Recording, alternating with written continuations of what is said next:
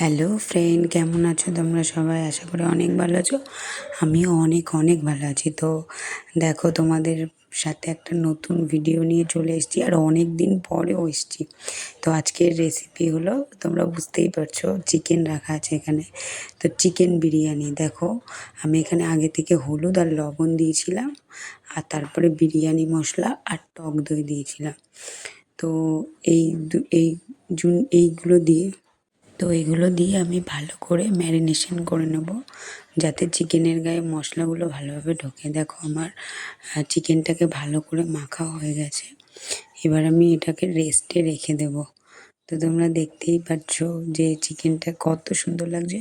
অনেকে বিরিয়ানিতে হলুদ দেয় না, বাট আমি একটু দিয়েছি। তো এবার দেখো, আমি বেরেস্তার জন্য পেঁয়াজ কেটে রেখেছিলাম, আর টমেটো কেটে রেখেছিলাম বিরিয়ানিতে দেব, মানে বিরিয়ানির চিকেনটায়। তো এখানে দেখো, আমি বেরেস্তাটা ভাজছি। আম, আর এদিকে আমি মশলা করে নিয়েছিলাম আদা, রসুন, শুকনো লঙ্কা, পেঁয়াজ বাটা। আর এদিকে আলুটাও কেটে রেখেছিলাম। আর এই যে আলুটাকে ভেজে নিচ্ছিলাম, অনেকে সেদ্ধ করে নেয়, তবে আমি সেদ্ধ করিনি, আমি একটু ঢাকা দিয়ে দিয়ে ভেজেছিলাম। আর গ্যাসের ফ্লেমটা একটু কমিয়ে দিয়েছিলাম। তো এদিকে ভাতটা বসিয়ে দিয়েছিলাম, তেজপাতা, দারচিনি, এলাচ, লবঙ্গ দিয়েছিলাম, আর সাদা তেল, আর হলো লবণ দিয়েছিলাম। আমি বাড়িতে করি, আমি সেরকম কিছু একটা মশলা ইউজ করি না, তবে প্লেন খেতেই খুব পছন্দ করি। তো এই যে এখানে দেখো, ব্রেস্তা ভাজার পরে এই যে চিকেনের জন্য আমি মশলাটা কষিয়ে নিয়েছিলাম। এখানে দিয়েছিলাম ফোড়নে তেজপাতা, আর একটা এলাচ, দারচিনি আর লবঙ্গ, আর পেঁয়াজ দিয়েছিলাম, টমেটোও দিয়েছিলাম, আর যে মশলার পেস্টটা করে রেখেছিলাম সেটা দিয়ে দিয়েছিলাম। তো তারপরে দেখো, মশলা থেকে তেল ছেড়ে গেছে। তো তারপরে আমি চিকেনের পিসগুলো দিয়ে দিয়েছিলাম। তো এখানে আমাদের ভাতগুলো হচ্ছিল। তো এটা হলো আমাদের নর্মাল চিকেন না, এটা হচ্ছে কক মুরগি দিয়ে আমরা বিরিয়ানি করেছিলাম। কারণ তোমাদের দাদা খেতে খুব পছন্দ করে কক মুরগির বিরিয়ানি, তাই। আর এই যে রান্নাটা করেছিলাম, এটা আমার বাপের বাড়িতে করেছিলাম। মানে আমার বোন ক্যামেরাটা ধরে দিয়েছিল, আর আমি ভিডিও করে মানে রান্না করছিলাম, ও ক্যামেরা ধরে দিয়েছিল। তো দেখো, আমার রান্না প্রায় কমপ্লিট।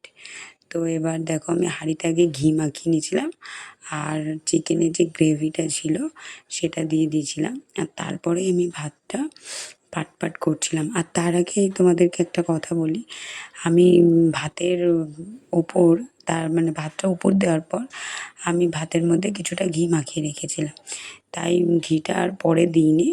ঘিটা আগে একটু হাঁড়িতে লাগিয়ে নিয়েছি, পরে আর দিইনি, আগে দিয়েছিলাম।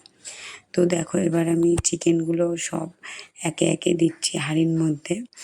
আলুগুলো দিচ্ছি, আলুগুলো আমি ভেজে রেখেছিলাম, তারপরে আমি গ্রেভিতে দিয়ে দিয়েছিলাম। তো এই যে আলু দিয়েছিলাম। তো দেখো গাইস, কতটা সুন্দর হয়েছে। আমি বাড়িতে এইভাবে আমরা করি। তারপরে ব্রেস্তা দিলাম, তারপর বিরিয়ানির মশলা তোমরা দেখতেই পাচ্ছ।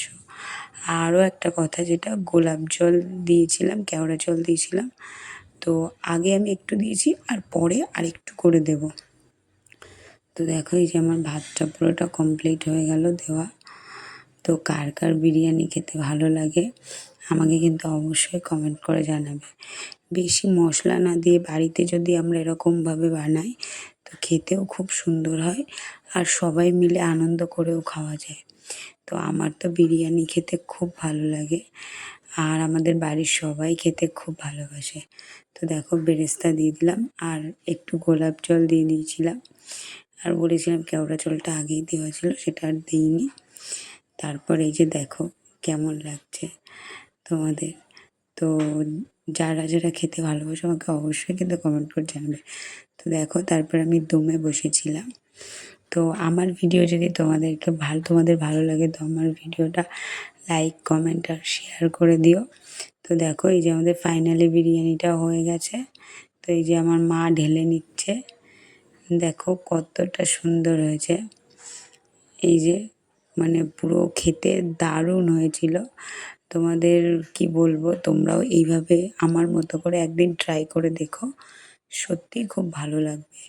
আর আমি যতবারই বিরিয়ানি খাই, আমরা এইভাবে বাড়িতে করেই খাই।